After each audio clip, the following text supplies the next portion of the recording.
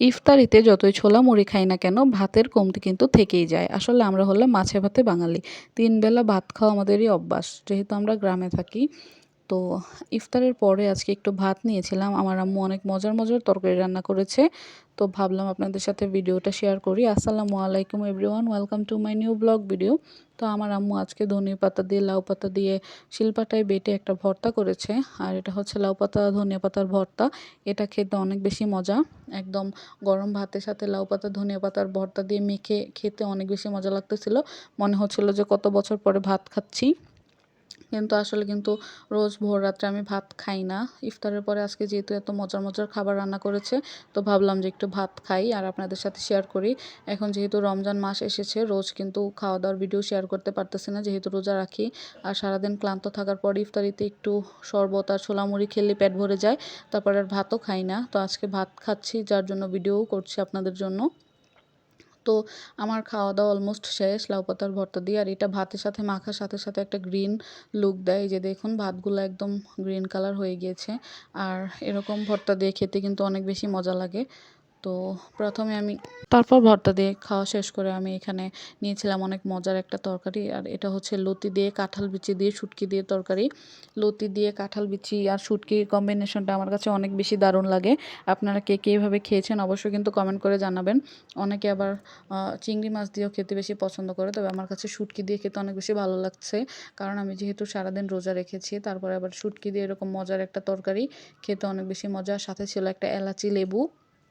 আর এলাচি লেবু দিয়ে এরকম লতি দিয়ে শুটকির কম্বিনেশনটা আমার কাছে অনেক বেশি ভালো লাগে। আপনাদের কাছে কেমন লেগেছে অবশ্যই কিন্তু কমেন্ট করবেন। আর আমার খাওয়া দাওয়ার ভিডিও আপনারা কে কে দেখেন এটাও কিন্তু অবশ্যই কমেন্ট করে জানাবেন।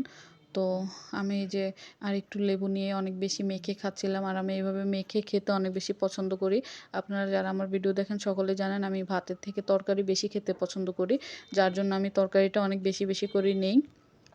আর এই যে এখানে কাঁঠাল বিচিটা একটু মিষ্টি মিষ্টি লাগতেছিল, যার জন্য খেতে আরও অনেক বেশি ভালো লাগতেছে। আর আমি প্রত্যেক লোকমাতে একটু করে লেবু চিপড়ে নিতেছিলাম। আর লেবুর গন্ধ আর হচ্ছে লতির তরকারি শুটকি দিয়ে এটার কম্বিনেশন আমার কাছে অনেক বেশি মজা লাগতেছে।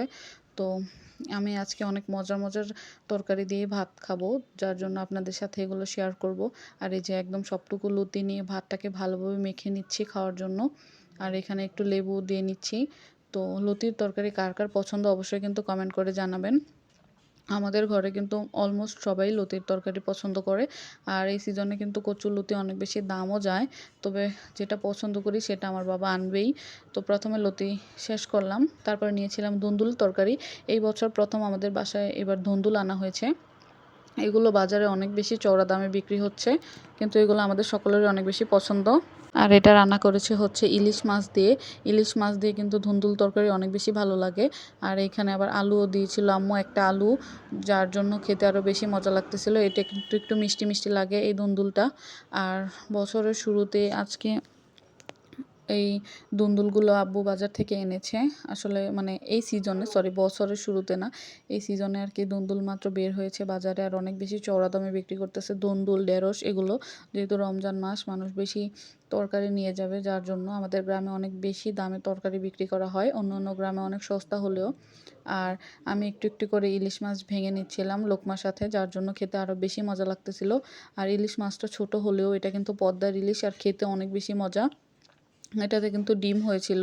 আর ডিমগুলো আমি ভাজার সময় খেয়ে ফেলেছি বের করে পেট থেকে। কারণ ইলিশের ডিম আমার অনেক বেশি পছন্দ। তো এই যে একটু একটু করে ইলিশ মাছ ভেঙে ভাতের সাথে মেল্ট করে খেতে অনেক বেশি মজা লাগতেছিল। তো প্রথমে খেয়েছি লাউ পাতার ভর্তা, তারপরে খেয়েছি লতি, তারপরে খেলাম ধুন্দুল তরকারি। আর সবশেষে এতটুকু ভাত বেঁচে গিয়েছে আমার প্লেটে। আর দেখলাম যে বাসায় গরুর মাংস রান্না করেছে। তো একটু হাড় চর্বি সহ গরুর মাংস নিয়ে নিয়েছিলাম। আর গরুর মাংস আমার অলমোস্ট ফেভারিট, মানে সব থেকে বেশি। তো এখানে আমি 4 পিস গরুর মাংস নিয়েছি আর একটু ঝোল নিয়েছি। আজকের গরুর মাংসের কালারটা দারুণ ছিল। আর এগুলো সবগুলো ছিল একটু তেল চর্বিযুক্ত মাংস। আসলে শুধু মাংস থেকে এরকম তেল চর্বিযুক্ত মাংস খেতেই বেশি ভালো লাগে। আর সাথে ছিল লেবু। এই যে দেখুন মাংসটা একদম তেল চর্বি সহ। আর আমি আর ভাত নিইনি, কারণ এতগুলো আইটেম দিয়ে ভাত খেয়েছি, যার জন্য পেটটাও ভরে গিয়েছে। আর খেতেও অনেক বেশি মজা লেগেছে। তো আমার খাওয়া দাওয়ার ভিডিও আজকে আপনাদের কাছে কেমন লেগেছে অবশ্যই কিন্তু কমেন্ট করে জানাবেন। আর এটা আমি ইফতারের পরে খেয়েছি, আর এখনই বসে বসে এডিট করে আপনাদের সাথে শেয়ার করলাম। তো তো এই যে আমি এখানে আরেকটা মাংস নিয়েছি, এটাতেও তেল চর্বি ছিল। আসলে গাইস বিশ্বাস করেন মাংসটা এত বেশি মজা ছিল যা বলার বাহিরে। তো তারপর নিয়েছিলাম আরেকটু মাংস, আর এটা হচ্ছে একদম সলিড পিস, এটাতে কোনো তেল চর্বি ছিল না। তো ভিডিওটা ভালো লাগলে অবশ্যই লাইক করেন। আল্লাহ হাফেজ।